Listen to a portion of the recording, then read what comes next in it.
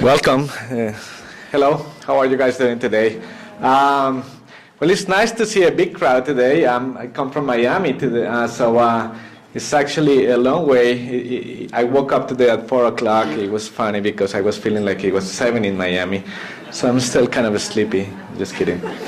Anyways, I know that you're having breakfast.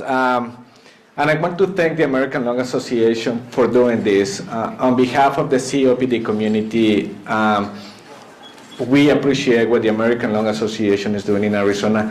You guys don't really probably know the importance of the American Lung Association and what they're doing in Arizona. They are one of the leading states in the country addressing these issues of COPD. So I think that you have to be very proud of the American Lung Association here in Arizona, and you have to thank them for everything that they have been doing for the community. They are doing it for you, so it's important that you work always with them.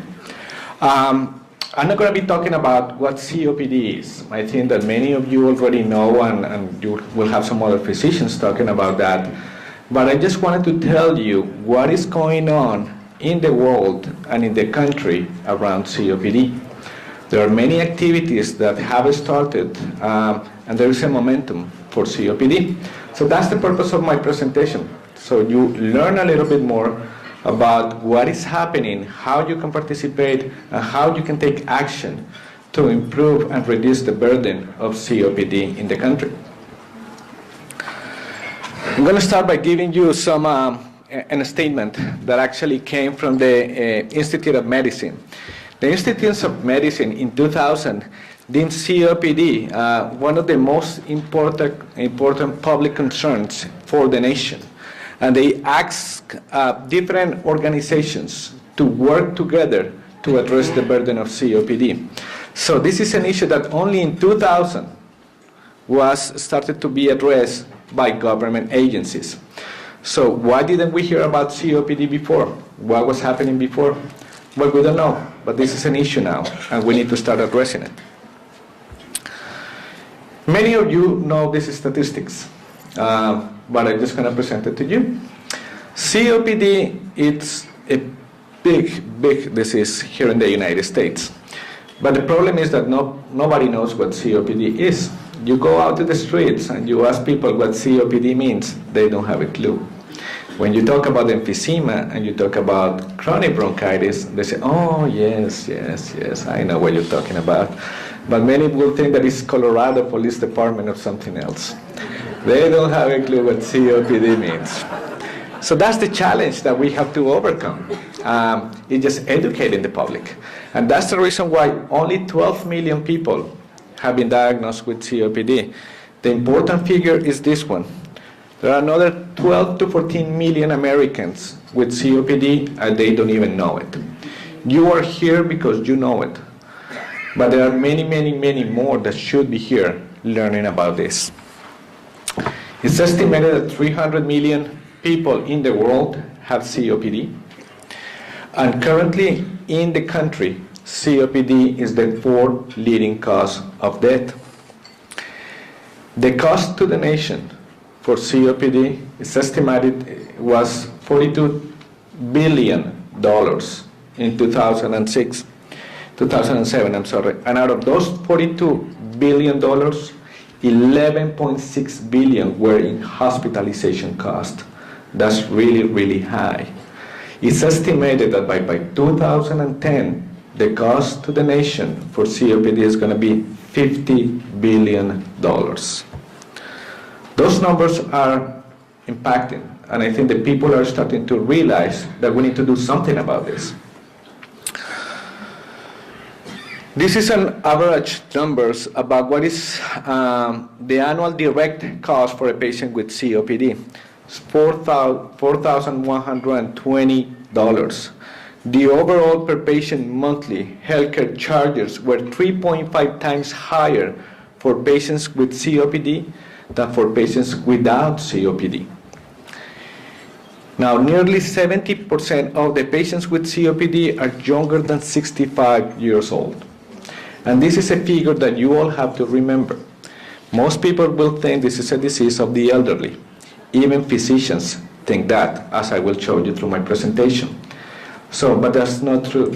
COPD, yes, it's not a disease of children, but this is a disease that you can start recognizing late 30s, early 40s, 50s. And we will be talking a little bit about alpha-1 antitrypsin deficiency. This is a slide that I really like a lot because it shows what is really happening in the nation. So these are the top 5 causes of death in the United States. You have heart disease, you have a stroke, you have other cardiovascular diseases, you have COPD, and other causes of death. Look what is happening to all of them. Actually, the number of deaths for the other diseases is going down. Look what is happening with COPD. Look at this number, plus 163%. So that is really telling us something. People are dying of COPD and we're not doing anything about it. So that's why it is the time to change the mentality. I'm going to bring you some statistics about Arizona. Now, I'm not an expert in Arizona. The American Lung Association is the expert in Arizona. Actually, I took some of these numbers from their reports. But actually, 2004, the numbers of people with COPD in Arizona were estimated to be around 290,000. COPD was the 3rd leading cause of death in 2007. Remember that I told you it was the 4th leading cause of death for the nation? Well, here in Arizona, for patients over 45, COPD is the 3rd leading cause of death. So you are already in 2020. So this is an issue that has to be addressed, especially here in Arizona. The number of hospitalizations, 13,628 in 2002, which means an average of 250 per 100,000 individuals here in Arizona. As you can see here, this is some of the hospitalizations by gender in 2007. But look at this. Most people think this is a disease of men. Look at the hospitalization rates for women. It's higher than for men. So this is an issue that women have to be addressing.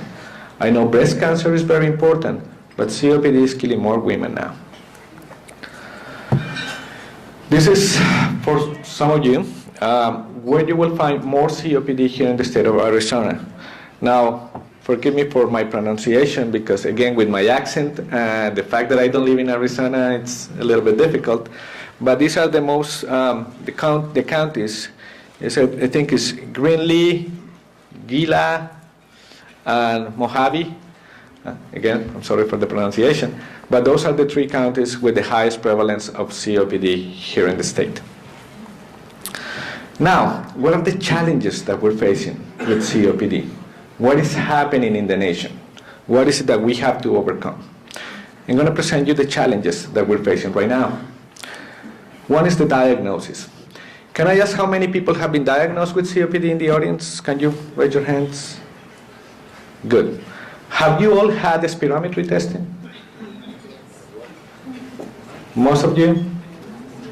The spirometry testing. Now, some people will like, what is that? What is a spirometry testing? That's the other challenge that we have. Believe me, there are some physicians that don't even know what a spirometry is. So I was hoping that you know that, because if you have been diagnosed with COPD, but you haven't had an spirometry done, you cannot say that you have COPD. In order for you to have a diagnosis of COPD, the physician should have performed an spirometry testing on you. This is a test, this is a diagnosis that, yes, can be, you can use some other tools. You can use X-rays, CT scans, MRIs. But the definition, COPD, you need to have an spirometry test. Actually, I'm very glad to see that outside we have the students helping to promote the spirometry testing. That's something that needs to be done.